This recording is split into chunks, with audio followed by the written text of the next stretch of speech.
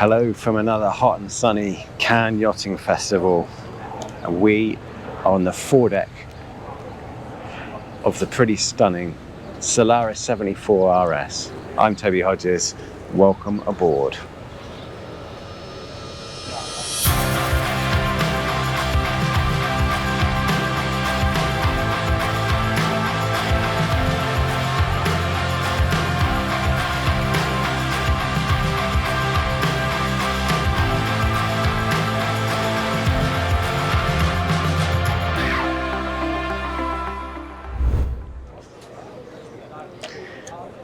And this is the second of Solaris 74 RS to launch, and it's been done in a gel coat finish with a brown metallic-y wrap on it, so it's quite an unusual colour. And we got a chance to look through it. There's still people inside. I've been swapping with them, but yeah, they've kindly let me have the deck to show you around here. So while we're up on the foredeck, this is a semi-custom boat, so you can have the sort of whatever sort of sails package and that sort of thing you want on it. This one has a hydraulic powered jib furler, it's a self-tacking jib, and code 0 furler there, and the anchor will obviously go in that anchor roller in the bowsprit itself. Big anchor locker here, and a wide, deep sail locker in there. I'll open those both up now for you. Yeah, so even with a fair amount of stuff in it, it's a very high freeboard, tall boat, this.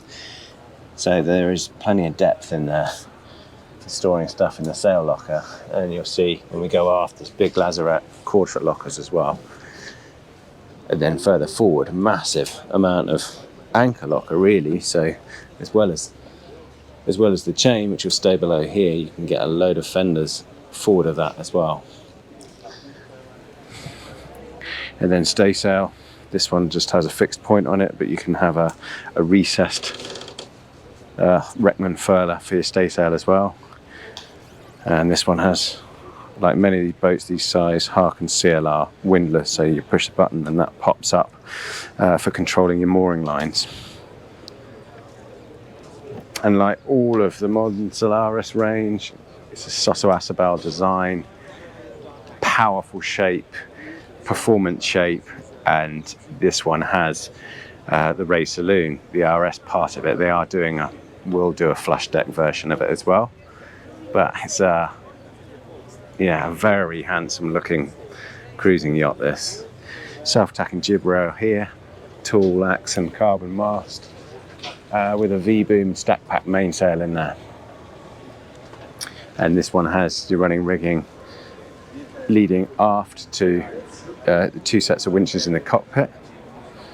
Otherwise the deck is kept really nice and, flush forward, wide side decks. And this has difference over the first one, is it has this fixed bimini area. So 4 carbon poles keeping this bimini on here and keeping the guest cockpit in the shade.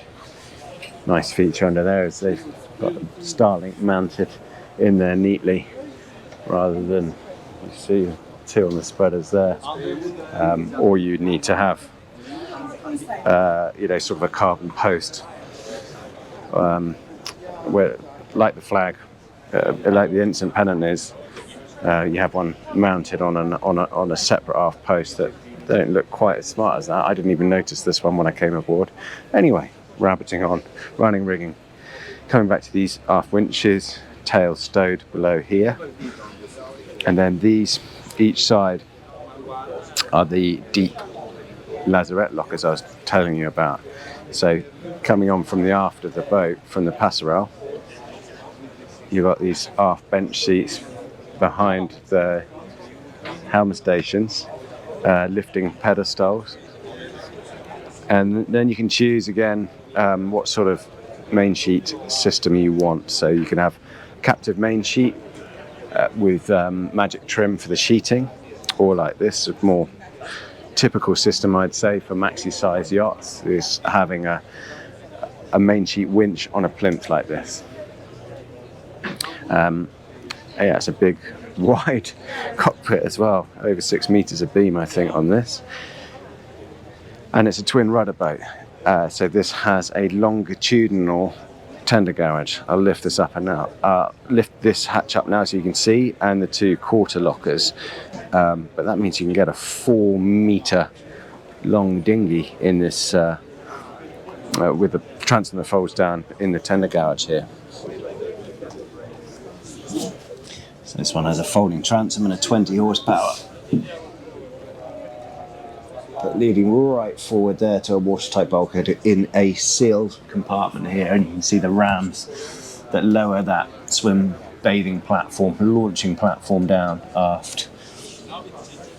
And then moving forward, as I say, these deep lockers, because you have that the longitudinal tender garage, there's space each side, because yeah, this watertight bulkhead before the accommodation is here.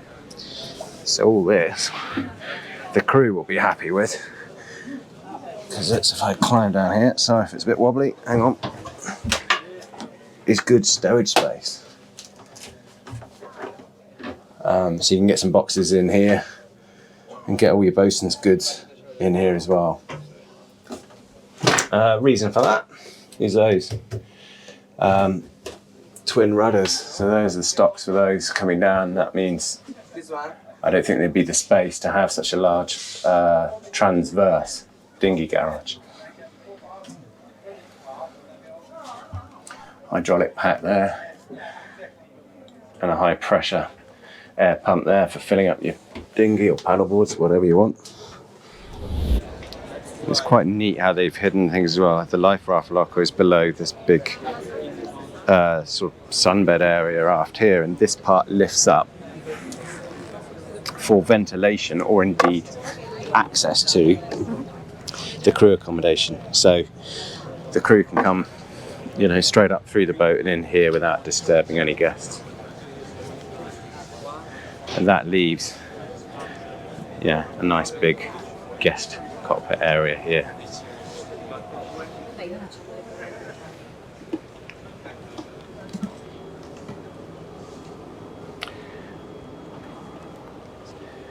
So this is the second one built, and there are some variations over the first, but Solaris, basically from the 64 upwards, they're semi-custom boats.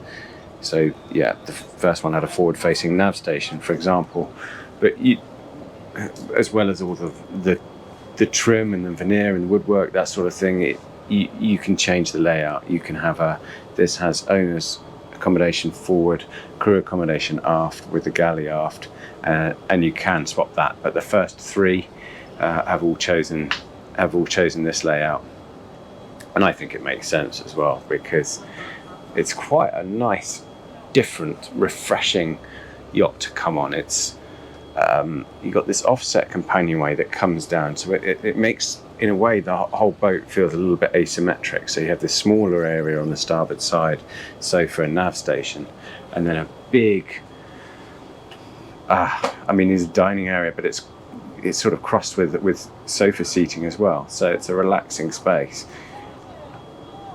And then there's the further down the galley, obviously, with crew accommodation, guest accommodation there. But this is a raised saloon, proper raised saloon. So you have this viewing out here whilst you're standing.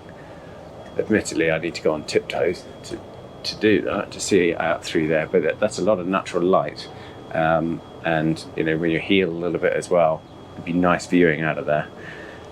The other thing to mention is, raised saloon. All of the machinery space is in this central section, engine, genset, that sort of thing. So it's nice and quiet. It feels nice and quiet on the boat. That itself does involve levels. So this is 4 steps down to the galley. I don't mind that, and there's pretty much steps up into any of the different cabins. I quite like it because it's different. This is a boat I'm going to remember from a show full of lots of boats I go aboard, but when there's a different sort of layout like this, I quite like it.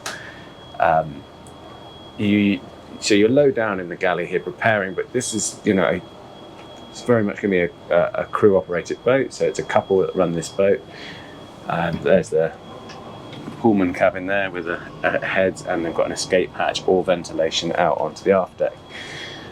So it's a nice big galley for the crew to cook from, equally for the owner to use. So induction cooking, wine fridge, ice maker under there, plenty of refrigeration space facing forward. So yeah, we should work well at sea. There's washer dryer under here, Dyson locker. And then those steps there lift for access into the machinery space, and that's quick access. Hang on, see if I can open those up now. Yeah, so that is quick access into the engine room. Because all of the big panels in the saloon, sole panels, lift to get full access. So if you want to get forward to the gen set there, or get at the filters, I mean, you can crawl in here if you don't want to disturb the guests in the saloon. I can crawl in here absolutely fine, get at the water maker or check on the engine, etc. And charge inverters on that forward bulkhead. As I say, there's full access into that. That's a generous space when you have the saloon sole boards up. And then opposite the galley here is one of the 3 guest cabins. In this format, it's a twin. You can obviously have a double, you can have a twin with an inlay, you can have a fold down bunk in there or a fold down desk in here as well. It's really tall. Can't show you this, but I can, that's with my hand fully extended. There's a lot of headroom in this boat, particularly when you come down, and yeah, that's the thing with the levels, I suppose. You have to use them. There's a step pretty much everywhere in the cabins, but you get a lot of headroom and you feel like you're in a large yacht. Separate shower compartment and a nice big heads area attached to this cabin.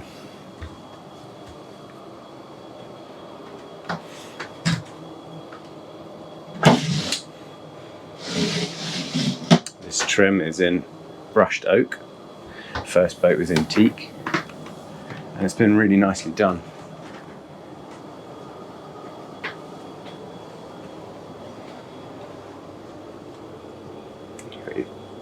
Chart table by the companionway,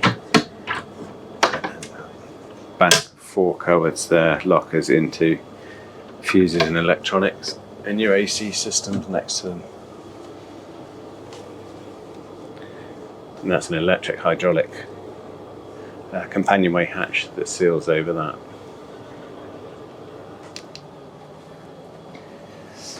So this was number 1.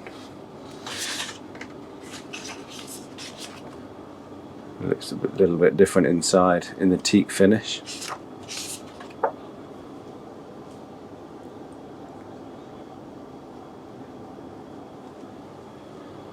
Yeah, so this is a 40-ton yacht with 10 of that or so in the ballast. And then moving forward here, above these cabinets, there is skylights into 2 guest cabins, and it's a wide companionway moving forward. You come down a couple of steps and then you're on a single level for the owner guest accommodation. Guest wise, twin, this is the larger one on the port side. Again, loads of headroom, loads of natural light, good stowage. Yeah, again, you can have your choice in what sort of berths you have in here. And it's a smaller cabin on the starboard side, so this is a Pullman in this one, but you can have a small double in here and a smaller heads area, so it's a wet heads. And then moving into the owner's cabin, slightly offset berth in this one, and it's a very minimalist finish. So plenty of this brushed oak woodwork with light or white fabrics as well. And this could be, yeah, again, it's a semi-custom boat. This could be a sofa or whatever you want it to be. The berth itself can be forward with the heads moved aft. But I think this will be a popular one. We're having a headboard more towards the centre of the boat, less pitching area, and you still get a good size head and shower compartment in there.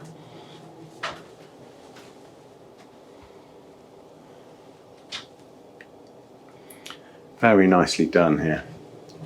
So these boats all built in Solaris's main Aquileia yard. So this Solaris 74 RS starts at around €3 million ex-VAT. So for a fully equipped boat, that's going to be about 4.2 up to 4.5, depending on how much carbon rig, etc., and sails you put on it. Hope to sail it one day. Hope you enjoyed the quick tour from Cannes. See you next time.